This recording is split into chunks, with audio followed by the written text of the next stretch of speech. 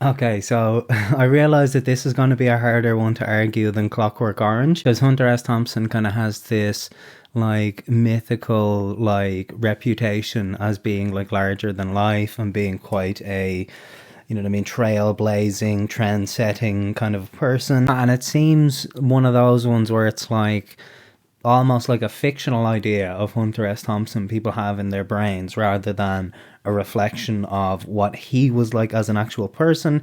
Maybe it's based on his other writings, but I personally have only read Fear and Loathing, and I feel like as a book, I feel as though it comes across very much like two articles stitched together, which is what it actually is. It was two different Rolling Stones articles that were compiled into one like novella thing, and I feel like when you're reading it, that really comes across. Got like a solid maybe 100 pages that are the first hour of the movie where everything lines up pretty much one to one. There's a couple of little changes here and there, but that in the book is like the come up. So that's just talking about the debauchery of what Las Vegas is like, and the kind of a lot about like the joke of how he thinks it's absolutely ridiculous that he's here trying to cover a dirt bike race in the middle of like a sandstorm where he can't see anything when people are dying in Vietnam. GIs are getting blown to bits. That's a thing that I think the movie kind of establishes better, is the backdrop of the Vietnam War is going on during this movie, which undercuts the importance of anything and everything going on in it. I think Hunter himself draws that connection in the book, but the movie literally starts with footage of like fucking dropping Agent Orange or whatever. It shows protests against the Vietnam War. That's how it opens, and then you have the scene with the photographer where he's like hallucinating the photographer as being like a GI, the way he's dressed up. In the book, like he does talk about it, but it's actually quite central to the ending of the book, which I think the movie ends a lot better. The movie ends with him like driving off into the sunset with rock and roll music blaring. It's kind of triumphant.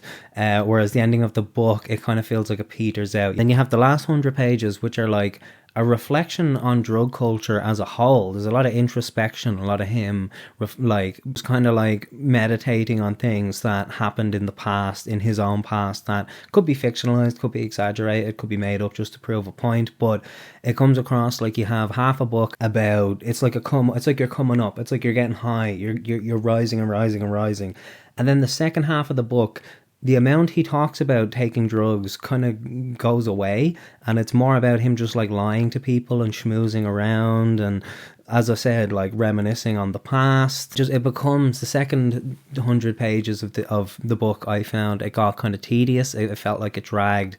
It felt like wallowing in kind of self-pity, which I guess all of it is the point. All of that is like representative of what an average drug user is like. I don't know, a story about two guys taking a load of drugs in Las Vegas is more interesting to me than a story about an aging addict reflecting on how drug culture has become perverted and how it used to be this counterculture movement, and like it used to be a political statement to be on drugs, whereas now it's like something else entirely, and it is just kind of baseless debauchery, or like it's done kind of mindlessly as a trend. It's like the main thing to me that elevates the movie above the book is there's one particular scene where they're in a diner, and Hunter S. Thompson in the movie is just like being an asshole the whole time, the whole movie.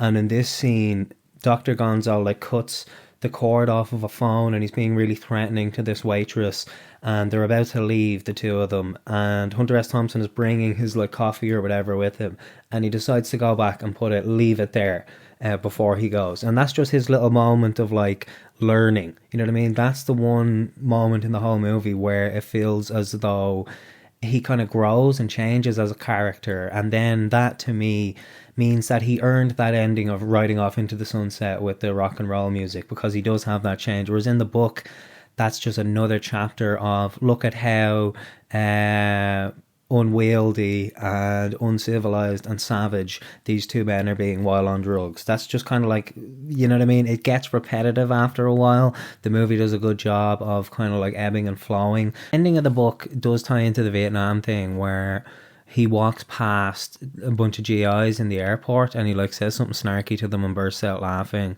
I guess, you know, that illustrates the backdrop of the whole thing. So Dr. Gonzo leaves for a good chunks of the book. He keeps disappearing.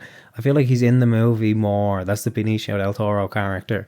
Whereas in the book, I think he just disappears for like at least 100 pages. He's just not there at all. And like Raoul Duke, which is the moniker for Hunter S. Thompson in the movie, is a very passive character. He's kind of like the Big Lebowski in that things happen to him, things happen around him, but he himself isn't as much actively involved in driving things.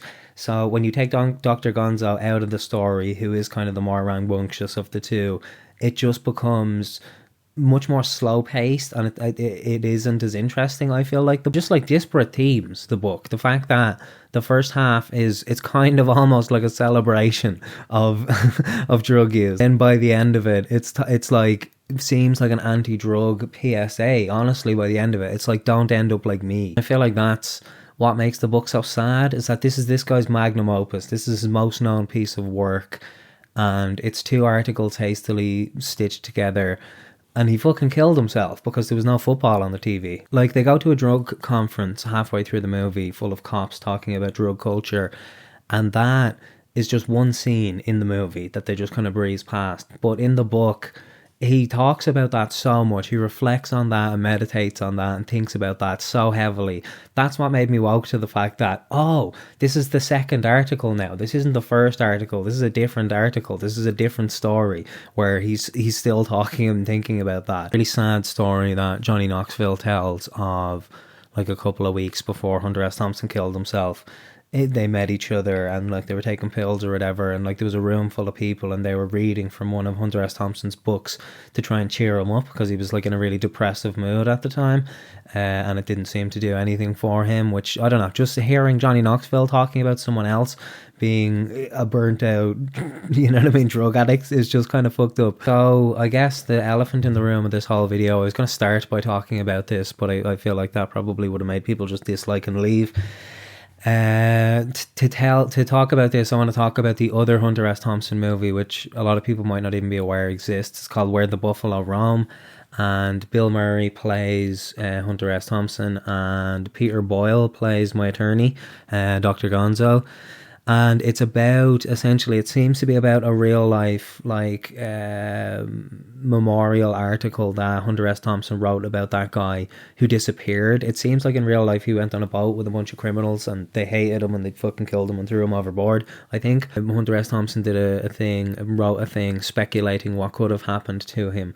And I think that's what Where the Buffalo Roam is based on, because it's a lot more about the attorney than it is about Hunter S. Again, a very passive character in that movie, but it ends up he's like working for a militia in like the middle of the jungle or whatever. It's kind of I don't know, it's a completely different movie. There was a thing that Bill Murray said to Johnny Depp when he was getting cast as Hunter S. Thompson in this movie, and what he said was, be careful because you could get stuck playing this character for the next 20 years. And I think that's what happened. I think that's what happened with Johnny Depp. If you watch the Pirates of the Caribbean movies, if you watch the fucking, like, the Lone Ranger movie, he's just this, like, waving around. He's like Jim Carrey kind of a thing. I would liken Johnny Depp's acting to Jim Carrey's. And it's like before this movie he was doing shit like Edward Scissorhands, he was doing Ed Wood, which I think is really a great performance from him. And then after playing this character where he's always walking and funny and flailing about, after that, that's what his whole career had become. And I feel like Johnny Depp's performance is something you have to look past. You know what I mean? If that was my gripe, my major gripe with the Fear and Loathing movie, and that's the only thing that makes me not entirely confident with saying that the movie is better, is the fact that Johnny Depp is just fucking mugging the whole time and doing wacky silly faces and flailing around. It's like he's doing the most. It's a bygone era of acting where I feel like that used to be a thing where in movies you'd have one guy giving it socks and then everyone else is doing a regularly normal performance, but there's one guy that's like out of 10, and I feel like that's this movie. Johnny Depp is going 100 miles an hour, and pretty much everyone else is doing a normal conversation level, you know what I mean? Everyone else is performing like they're in an actual movie, and Johnny Depp is acting like he's in a live action cartoon, you know what I mean? Which I don't know, I guess that adds to the comedy value of the movie, but the book is quite funny, and he doesn't do as much buffoonery and boobishness. You know what I mean? I'm also Team Amber. Let's just wrap up on that.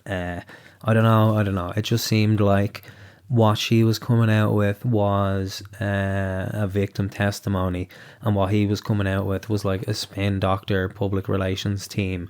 You know what I mean? That's so. End on that. This is, imagine you watch the whole video, you're like, yeah, this is good, I understand, blah blah blah, whatever, and then at the very end you're like, what the fuck, I hate Amber Heard, fuck you, how dare you. Smash that dislike button anyway, you up the boys.